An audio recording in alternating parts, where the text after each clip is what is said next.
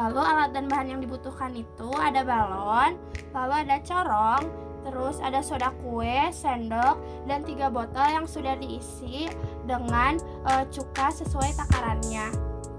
Step pertama, masukkan soda kue ke setiap balon dengan takaran yang berbeda-beda. Lalu setelah itu, masukkan balon ke dalam tiap tutup dari botol.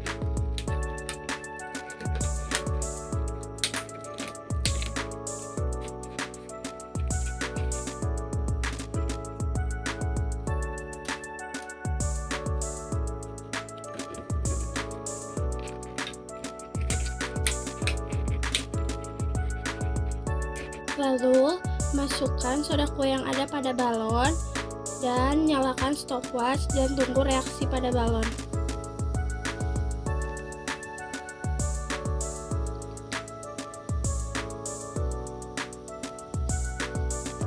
Ulangi pada balon kedua.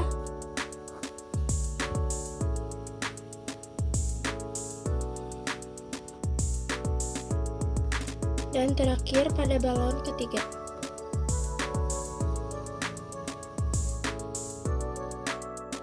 Pertama-tama, siapkan air dengan volume yang sama dan tandai label A, B, C.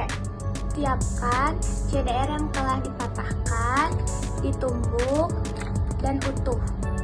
Lalu, masukkan CDR yang telah dipatahkan ke dalam label A.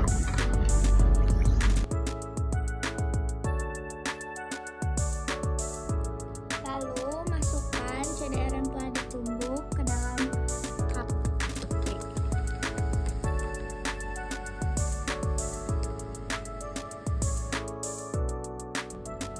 Lalu, masukkan CDR utuh ke dalam cup C.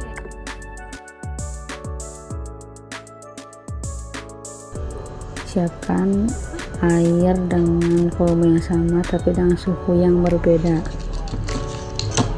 Kemudian masukkan CDR ke setiap gelasnya. Ditunggu hingga waktu berhenti reaksi.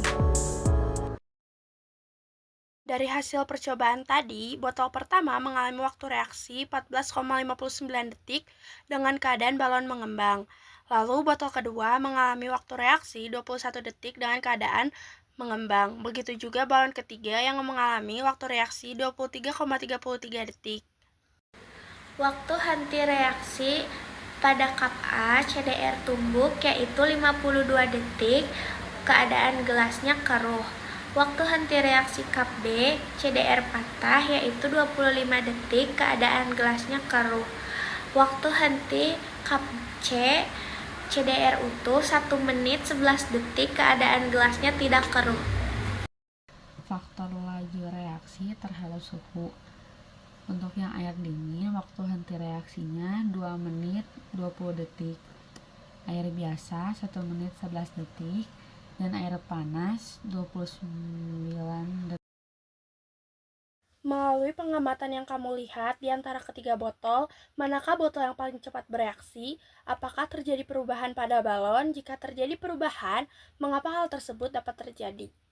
Yang paling cepat bereaksi adalah botol ketiga atau terjadi perubahan pada balon yang disebabkan oleh gas yang berasal dari campuran cuka dan soda kue yang mengakibatkan balon dapat mengembang. Melalui pengamatan yang kamu lihat dari hasil praktikum yang dilakukan di antara ketiga gelas, manakah gelas yang paling cepat bereaksi? Mengapa hal tersebut dapat terjadi?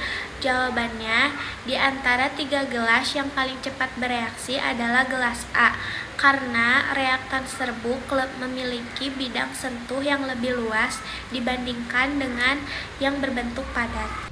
Melalui pengamatan yang kamu lihat dari praktikum yang dilakukan di antara ketiga gelas, manakah gelas yang paling cepat bereaksi?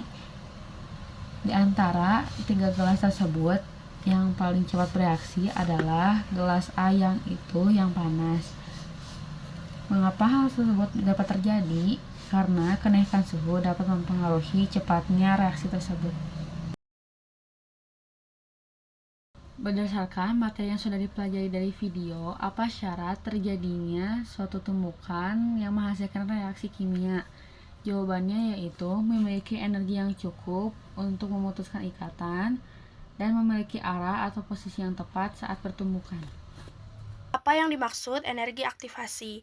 Energi aktivasi adalah energi minimum yang dibutuhkan agar reaksi kimia tertentu dapat terjadi. Bagaimana pengaruh energi aktivasi yang berbeda-beda? Jawabannya, energi aktivasi yang berbeda-beda akan mempengaruhi laju reaksi kimia, yaitu semakin rendah energi aktivasi, semakin cepat reaksi yang terjadi. Tuliskan 4 faktor laju reaksi. Jawabannya adalah konsentrasi, luas permukaan bidang sentuh, suhu, dan katalis. Jelaskan pengaruh suhu terhadap suatu reaksi kimia dan berikan contohnya. Suhu dapat mempengaruhi laju reaksi kimia. Semakin tinggi suhunya, semakin cepat reaksi kimianya. Contohnya, daging sapi yang disimpan di ruangan terbuka akan cepat membusuk dibandingkan dengan daging sapi yang disimpan di dalam kulkas. Jika suhu dinaikkan 10 derajat Celcius, reaksi menjadi 2 kali lipat lebih cepat. Pada suhu T, reaksi berlangsung selama 8 menit. Pada suhu T plus 40 derajat Celcius, reaksi akan berlangsung selama berapa menit?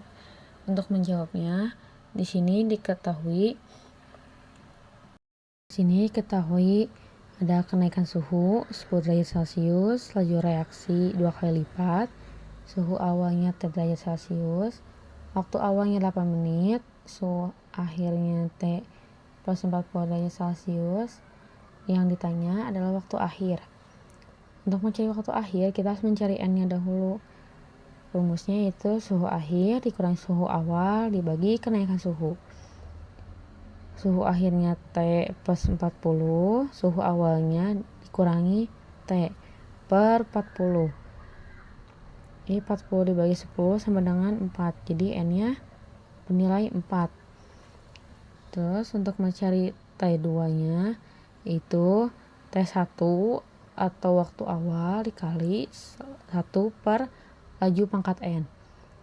T1 nya kan sudah diketahui 8 dikali 1 per lajunya 2, N nya tadi pangkat 4. Jadi 8 dikali 1 per 16 yaitu 0,5 menit.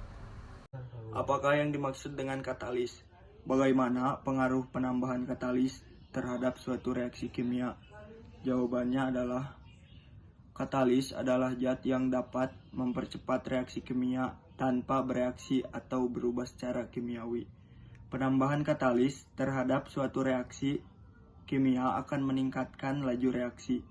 Beberapa pengaruh penambahan katalis terhadap reaksi kimia adalah reaksi berlangsung lambat, namun lama-kelamaan akan semakin cepat karena jumlah katalisnya semakin banyak.